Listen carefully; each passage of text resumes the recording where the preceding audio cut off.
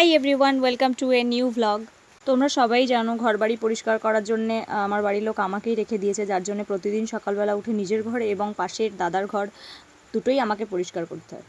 যাই হোক, তারপরে নিজেই যা জামা কাপড়গুলো খুলে আগের দিন রেখে দিই স্নান করে, সেগুলোই ভাঁজ করে নিচ্ছিলাম।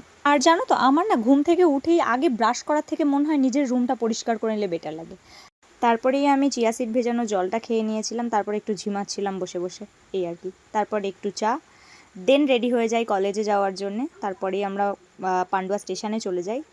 আর যা পরিমাণে গরম পড়ছে দিন দিন, আমার আর ইচ্ছেই করে না যে বাড়ি আসার সময় আমি ভিডিও বানাই। তারপরেই বাড়ি চলে আসি, এসে খাওয়া দাওয়া করেই আমি একটু ঘুমিয়ে নিই। আগে কদিন বেশ ঘুম হচ্ছে, জানি না আমার ডিউটি চালু হওয়ার পর আমার অবস্থাটা কী হবে।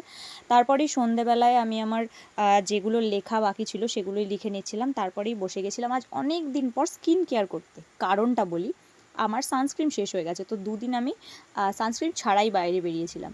আর তোমরা তো জানোই সানস্ক্রিন ছাড়া বাইরে বেরোলে মুখের অবস্থাটা জাস্ট আর দেখার মতো থাকে না।